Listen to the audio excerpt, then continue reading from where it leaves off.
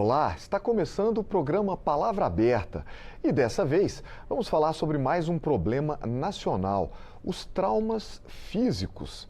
Diariamente, cerca de 410 brasileiros perdem suas vidas devido a causas traumáticas, como acidentes de trânsito e violência. O deputado Ismael Alexandrino, do PSD de Goiás, solicitou a realização de uma audiência pública para debater estratégias de prevenção e educação para a redução dos traumas.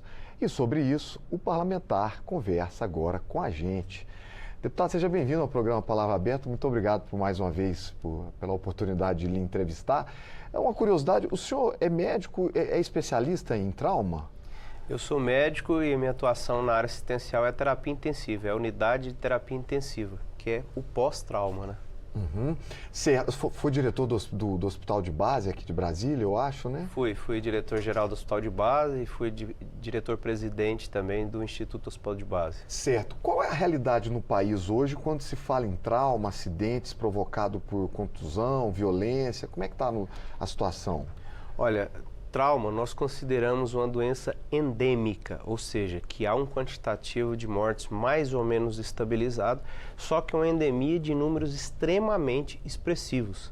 Estima-se que no mundo em torno de 650 mil pessoas morrem por trauma por ano. No Brasil, aproximadamente 150 mil pessoas, ou seja, a cada 4 minutos no Brasil morre uma pessoa por trauma. Desde acidentes de moto, de carro, de pedestres, como também violência, né, por brigas, por arma de fogo e um número que chama muita atenção, queda da própria altura dentro de casa, muitas vezes, dos idosos. Vamos falar um pouquinho sobre essas questões.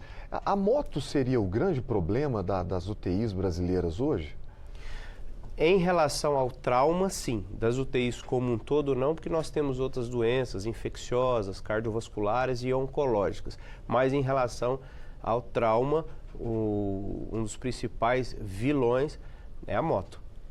Motocicleta ultrapassa 60% a 70% dos leitos, né, deputado? Sem dúvida, mais de 50% das causas de morte por trauma é relacionado a motociclistas. Bom, nós tivemos uma audiência pública na Câmara para tratar desse tema com especialistas da área. Que grandes questões, quais as conclusões mais importantes que o senhor percebeu ali nessa reunião? Olha, fica muito evidenciado, né, a necessidade da criação da especialidade de cirurgia do trauma, porque hoje a cirurgia do trauma é uma área de atuação, ela não é reconhecida como uma especialidade. E quando a gente faz uma reflexão relacionada a outras especialidades, né, quando o nosso filho precisa de um médico, a gente quer levá-lo ao pediatra. Quando temos uma doença no coração, queremos ir ao cardiologista. Por que que em relação ao trauma, o profissional não é o cirurgião do trauma? É às vezes um outro cirurgião de outra especialidade que está ali cumprindo o horário de um plantão. Então nós precisamos deste grande maestro da equipe de trauma, que é o cirurgião do trauma, com centros de formação, de residência, né, multidisciplinar, não só do médico, e tratar esse acontecimento como uma doença mesmo, endêmica, uma doença que mata 400 pessoas por dia no Brasil.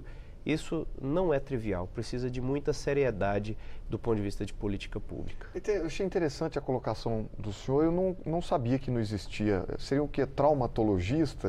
Não, muitas vezes as pessoas confundem, é cirurgião do trauma mesmo, porque muitas vezes as pessoas confundem ortopedia e traumatologia com o trauma que a gente considera que é algo muito maior e muito mais complexo, porque o trauma muitas vezes ele atinge mais de uma especialidade. A pessoa teve uma fratura de crânio, uma fratura de tórax e uma fratura de braço, por exemplo. Muitas vezes não é adequado você pegar ou o neurocirurgião, ou o cirurgião torácico, ou o cirurgião ortopédico. E quem é o grande capitão desse time? Precisa ser alguém que tem uma visão ampliada do ser humano, que vai orquestrar tudo isso. Obviamente vai ter a participação do neurocirurgião, do cirurgião torácico, do vascular eventualmente, do ortopedista, mas o cirurgião do trauma é o profissional adequado para ter essa visão ampliada. Eu queria falar sobre outro detalhe que o senhor citou, que é a queda da própria altura, as chamadas vítimas dos banquinhos. Esse negócio é muito problemático, né, deputado? Sim, mas não é só dos banquinhos. As pessoas idosas, muitas vezes, às vezes, ao levantar, acontece um que a gente chama de hipofluxo cerebral, o sangue não chega na cabeça, né, de forma mais simplificada, e por alguns milésimos de segundo, centésimos de segundo, a pessoa tem a vista turvada e muitas apagam e cai. Eu tive um acontecimento recente em casa com a minha mãe, ela levantou cedo, caiu e teve um traumatismo craniano e um traumatismo de face, um hematoma subdural, a órbita teve que ser reconstruída. Então isso é muito comum nas pessoas idosas. Tem que tomar cuidado na hora de levantar, então, levantar com cuidado. Porque quando você levanta, muitas vezes o adequado, não só os idosos, mas sobretudo os idosos. Primeiro você senta, se estiver deitado, espera um pouquinho e aí levanta. Porque se você estiver deitado e levantado uma vez, até o sangue chegar, né, no cérebro, aquele que está nas panturrilhas, está no abdômen, demora um pouquinho e nesse demorar um pouquinho pode ter uma perda de consciência, né? E aí a pessoa cai, né, e gera trauma. O idoso tem mais grave, né? As pessoas mais jovens, mas a gente sente também, né? Quando você levanta rápido, você sente aquela tontura. Né? Pode ser tanto por hipofluxo, como o que a gente chama também de síndrome vasovagal, né? Algumas pessoas têm isso.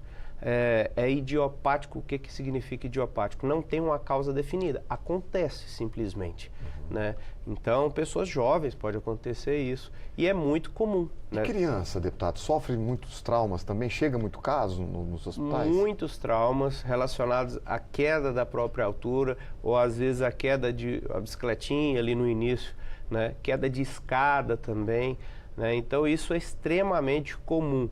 Infelizmente, ainda tem pais que carregam as crianças nos seus automóveis sem estar na cadeirinha, sem estar devidamente acoplado ao cinto de segurança. E às vezes eu não estou falando nem de uma batida, mas às vezes uma freada brusca. A criança projeta o rosto, né, no banco, quebra nariz, quebra face. Então é um problema do dia a dia, né, do ser humano, não é só do brasileiro. Agora, como pensar todas essas questões? A gente percebe que é um problema amplo, né? Que chega a vários setores ali. Como pensar em soluções para a gente melhorar esses números? 400 mortes por dia. Como melhorar esse número, deputado? Olha, primeiro a gente precisa mudar o olhar de uma doença negligenciada para uma prioridade do ponto de vista de saúde pública. Criar uma linha de cuidado, né, nos hospitais. Não é só simplesmente o hospital ter emergência. Além de ter emergência, ele tem que ter um time de resposta rápida do trauma. O cirurgião do trauma, o enfermeiro adequado para o trauma, o fisioterapeuta do trauma, o técnico de enfermagem do trauma, uma unidade específica para isso, um time 24 horas funcionando, né? Porque muitas vezes não dá para o paciente viajar 2 horas, 3 horas numa ambulância para ter um tratamento adequado. E às vezes quando chega no hospital, o hospital não tem esse time montado, aí tem que esperar 6 horas para a cirurgia, 10 horas, 12 horas. Então são mortes evitáveis. Nós estamos falando de uma doença que mata milhares de brasileiros com mortes evitáveis. A prevenção no trânsito é uma delas. A prevenção dentro de casa, por exemplo, tirando o tapete onde tem casa de idosos, né, que escorrega, escadas muito íngremes, enfim, há uma série de ações de cunho preventivo que podem ser tomadas para não acontecer o trauma e, uma vez que ele aconteça, ter uma equipe preparada nas unidades hospitalares e nas unidades de reabilitação posterior ao trauma. Deputado, para a gente encerrar o programa, uma última questão, a parte do financiamento.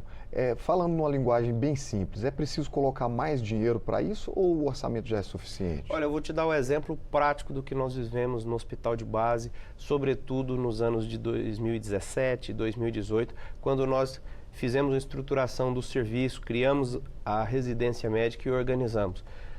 Foi feita uma mini reforma, extremamente simples, adequamos algumas macas e deixamos equipes dedicadas para isso. Então não teve um aporte tão diferenciado de recurso. Nós precisamos da vontade política de colocar isso como uma linha de cuidado no Brasil e as ações. Eu não creio que necessite, obviamente, a gente sabe que o sistema público ele é subfinanciado, mas em relação ao que já existe hoje, não precisaria de aportes extras diferentes, precisaria de atitudes focadas para colocar isso no centro de uma discussão. Muito obrigado, deputado, pela entrevista. Desejo sorte nesse trabalho aí com relação aos traumas e à área da saúde. Muito obrigado. Eu conversei com o deputado Ismael Alexandrino, do PSD de Goiás, sobre os traumas físicos sofridos pelos brasileiros. E nós estamos chegando ao final do programa. Te convido a se inscrever no nosso canal, o canal da Câmara dos Deputados, no YouTube. Muito obrigado pela sua companhia e até a próxima.